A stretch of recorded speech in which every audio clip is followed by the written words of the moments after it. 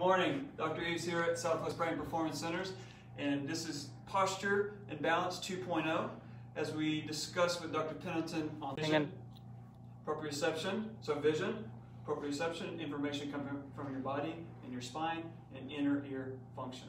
Okay, so we're going to talk about that system again, but we're going to talk about ways that you can assess yourself at home. And full disclaimer, do not perform these by yourself. Make sure someone's with you or you have consent from your doctor. We're not diagnosing or treating any condition here. So that being said, you're going to be able to test yourself. You're going to be able to also do certain postural exercises that will improve your balance. But you know that 1 in 4 Americans over the age of 65 fall every year. And every 11 seconds someone's treated in the hospital for a fall. And every 19 seconds someone dies from a fall over the age of 65. So this is very important. Posture and balance, we can't escape gravity, so this applies to everyone. Okay? So we'll show you a few postural tests that we can do, and we do some of these in the office with some of our patients. The first one is called Romberg's. So you're going to stand feet together, and then he will close his eyes. And we're looking for any swaying or anything like that. So this is good. He's balanced, he's grounded. You can open your eyes. The next hardest thing you can do is step up on a surface that's what we call perturbed or squishy. And then close your eyes. So again, we're looking for any sway. So a positive test would be if he were to fall. Okay? This is why you always want to do this with someone. And then here's another test that we can do. Go ahead and step off for me. Do a FABBIR test.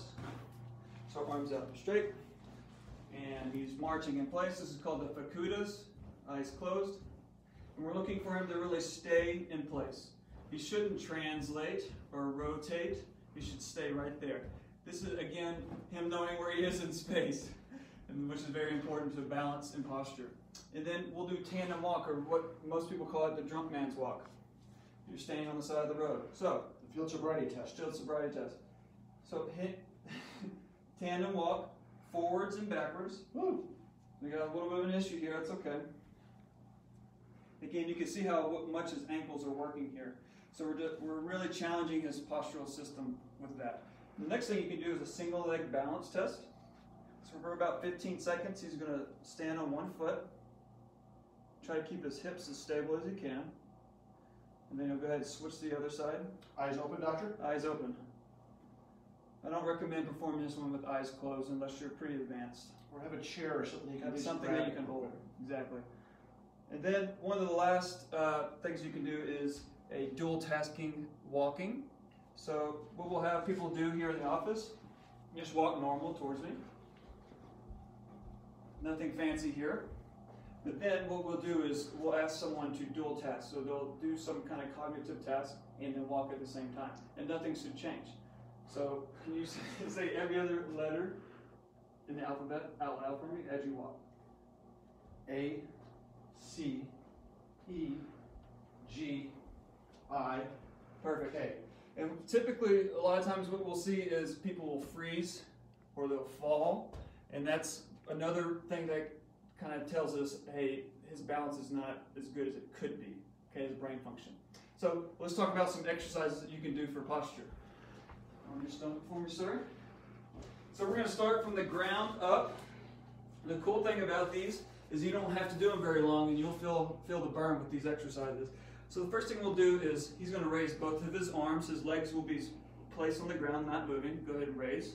So he's really activating all these extensors. So he can do a couple sets of 10 to 15 second holds. Then he'll transition to only the legs. So go ahead. So the arms are on the ground. Legs are up now, really getting more of the lower back and glutes. Again, two, 3 sets of 10 to 15 second holds. Then he'll go to alternating.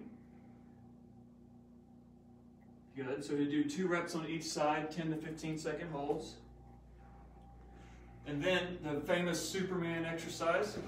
You do the whole body, as you can see.